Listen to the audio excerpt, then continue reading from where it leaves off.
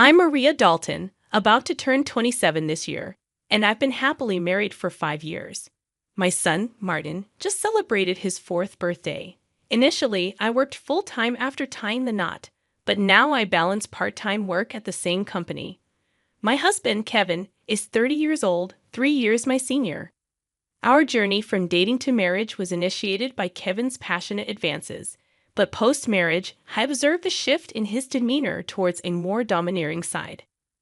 Kevin has a 20-year-old sister named Jane Dalton, and their age gap seems to contribute to a somewhat indulgent relationship on Kevin's part.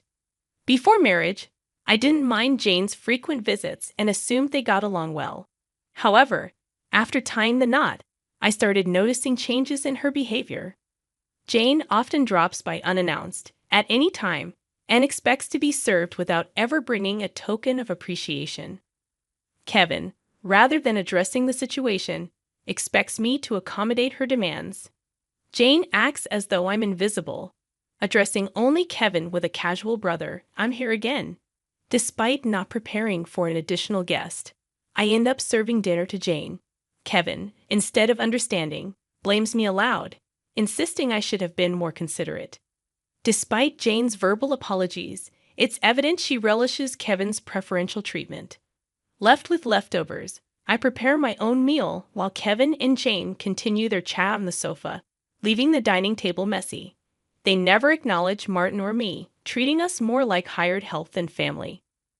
One evening, as I'm about to take a bath with Martin, Kevin interrupts, loudly instructing me to buy a cake for Jane. Despite it being late, Jane insists on having it immediately. Kevin blames me for delaying, and, feeling compelled, I reluctantly head to the cake shop with Martin in tow. Overhearing their conversation, I learn they're criticizing me for being inconsiderate and questioning the decision to marry me. Meanwhile, Martin, though unable to grasp the words, senses tension in our relationship. Suppressing my emotions, I ask him about his cake preference, and he cheerfully requests one with lots of fruits. Our trip to the cake shop was filled with discussions about cakes, momentarily pushing aside Kevin's earlier words. Martin and I arrived just before closing time, fortunately finding the cake Jane desired. We purchased 2 cakes, including the fruit-loaded one Martin wanted. Back home, I served the cakes to Jane and Kevin, then prepared Martin's cake and headed to the dining room. The moment I placed it in front of Martin, Jane pointed and expressed her desire for that cake. Before I could react, Kevin moved Martin's chosen cake in front of Jane, disregarding Martin's protests. Kevin justified his action, claiming he bought the cake with his earnings and had the right to choose for Martin. Unable to contain my emotions any longer, I voiced my dissatisfaction.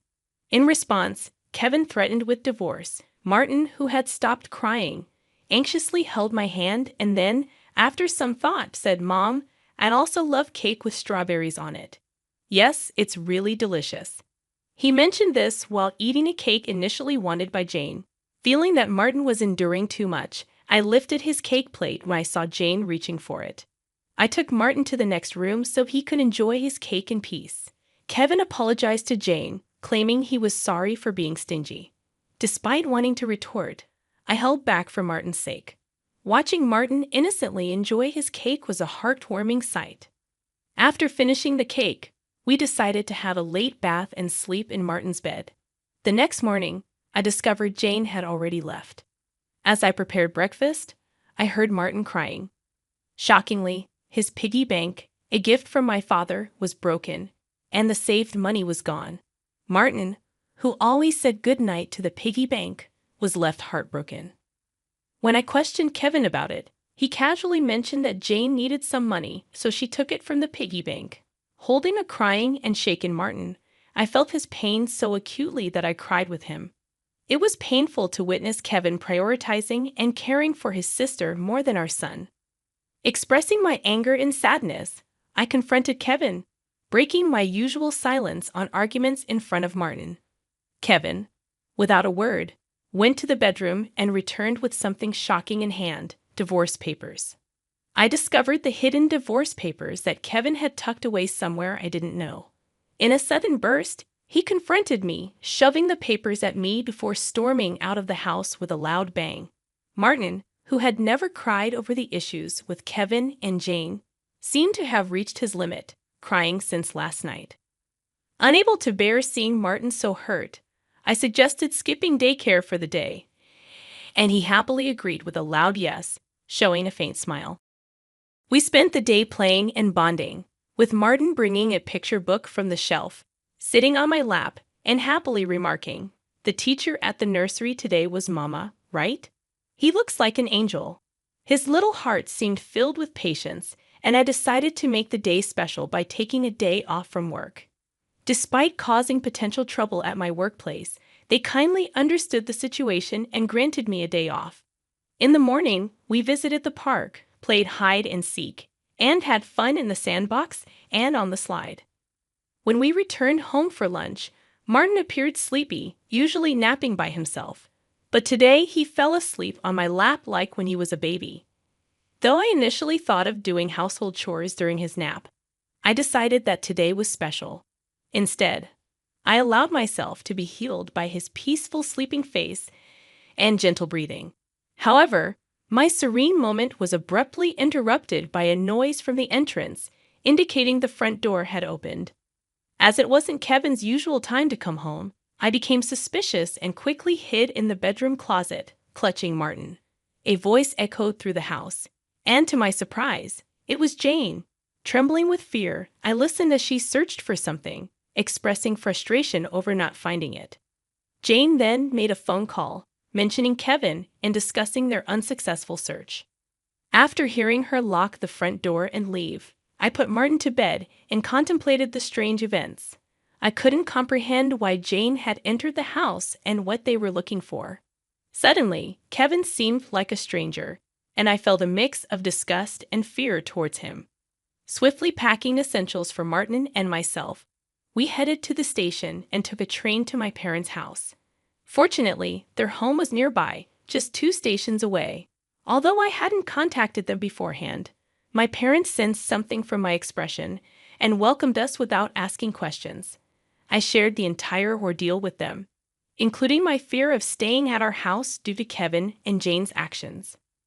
Upon hearing my mother's suggestion that Jane might have been looking for my belongings, possibly cash cards, I recalled my past experience as a successful CEO in the handmade goods industry. I had entrusted the company to friends when I decided to prioritize raising my child after getting married. Although I still worked part-time and communicated with the company from home, Kevin was unaware that I was still the CEO. I discovered the hidden divorce papers that Kevin had tucked away, suspecting that he thought I had a decent amount of savings. While I've mentioned to him that I still received some assistance from the company, I've deliberately kept the details about being the CEO and my savings private. This secrecy stems from realizing early in our marriage that Kevin struggles with managing money and tends to spend everything he earns. Kevin, at first, provided only $200 a month for food expenses and even suggested I quit my job to become a full-time housewife. However, with the financial strain of raising Martin and only $200 for food, I never agreed to be a full-time housewife. Eventually, he reluctantly allowed me to work part-time, and to ensure I wouldn't consider divorce, he had me sign a post-marital property waiver through a lawyer. Since Martin's birth, I used my savings for his nursery fees and clothes, as I've only received $200 for food. I've never asked Kevin for additional funds beyond the food budget, leading him to believe I have savings. Considering Jane's apparent need for money and Kevin's perception of my financial situation, they might be searching for my cash cards. I have a separate savings account dedicated to Martin, with a portion of my salary directly deposited into it each month. Despite their search, they won't find the cash cards, as I always carry my valuables. However, there's still an unsettling issue. Jane might be entering our house even when we're not there, and Kevin may be allowing it. Following my father's advice, I decided to store my valuables, including the cash cards, in my parents' safe. As I pondered their need for money, Martin approached my father, crying over his broken piggy bank and the shattered promise of saving up. My father, angered by Martin's story, vowed to call Kevin. My mother suggested finding out their purpose calmly, as Kevin's mention of divorce might shift blame to us, making the divorce more favorable for him. To ascertain their purpose, I decided to record their conversation, consulting a lawyer who was a friend of my father's. Returning home, I began cooking dinner, keeping my phone screen down to record secretly. Kevin arrived home, surprising me by immediately asking about my cash cards. When I questioned him, he gave vague answers, attempting to deceive me. When I remained silent, Kevin grew agitated and demanded all my part-time money for his sister. Refusing, I explained it was for Martin's savings. In response, he angrily pushed the signed divorce papers toward me, declaring that I was living off his money and didn't need to save for Martin. He even uttered words implying he valued Jane more than our son. Hearing this, I stopped preparing the meal, put the divorce papers in my bag, took Martin's hand, and headed for the door. Kevin, in a loud voice, declared his serious intent for divorce, instructing me never to come back. I responded by stating I wouldn't return to a house where a stranger could come and go freely. After leaving, I received numerous messages and calls from Kevin, which I ignored. Turning off my phone, I sought refuge at my parents' house, sharing the recording and divorce papers with them. Although I confessed to having no love or affection for Kevin, I expressed concern for Martin. My parents advised me to do as I pleased, acknowledging the potential emotional impact on Martin if a divorce were to occur. While grappling with the decision to divorce Kevin, Martin expressed his hunger. My mother, seeing my distress, kindly made him hamburgers, his favorite dish. Overwhelmed with emotions, tears welled up in my eyes as my mother told Martin with a warm smile that she prepared the hamburgers so that he and I could visit whenever we wanted. Taking a bite, Martin exclaimed with joy, praising Grandma's hamburgers and expressing a desire to eat them every day.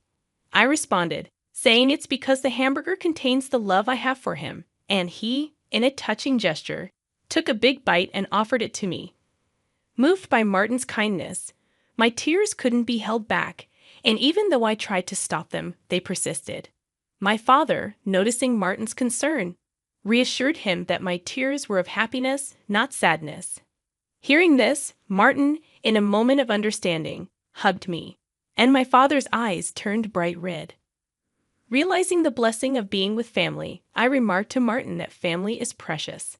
Surprised, he questioned if Dad had mentioned that only Jane was family. My father gently confirmed it, but then asked Martin if he wanted to live with them as family. With a laugh, Martin happily agreed, making everyone smile naturally. Despite contemplating divorce, the meal felt so happy that I finally decided to part ways with Kevin.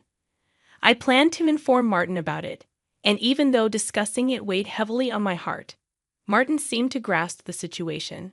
Happily, he expressed the desire to live as a family, embracing the pet dog and calling him his younger brother despite the dog being older. Preparations for the divorce began, starting with contacting a lawyer who was a friend of my father. The next day, we formalized the contract, and my father and Martin shared comforting laughter while I laid in bed, reminiscing about my childhood. The following day, upon checking my smartphone, I found over 200 calls and messages from Kevin, showcasing his emotional instability. Exhausted, I turned off my phone, and with the lawyer's assistance, we explained the situation to my parents. Jane had accumulated significant debt from a casino and shopping addiction, and Kevin acted as her guarantor, planning to use my savings. The lawyer confirmed that the divorce papers had already been submitted, and Kevin sobbed upon realizing it was finalized. Despite expecting disagreements about child support, he signed a pledge to pay $340 to Martin every month. In a subsequent call from Kevin, his tone lacked aggression, and he calmly admitted to financial manipulation and explained his complex feelings toward Jane. I firmly asserted my decision not to reconsider and heard his faint sobbing before he wished me happiness and hung up. Remaining strong until the end, I discussed future plans with my parents and decided to stay with them until Martin grows up. I resumed my role as a company president and later learned that Kevin and Jane had informed their parents about the divorce and debt, resulting in disownement. Today, I find happiness being with my family.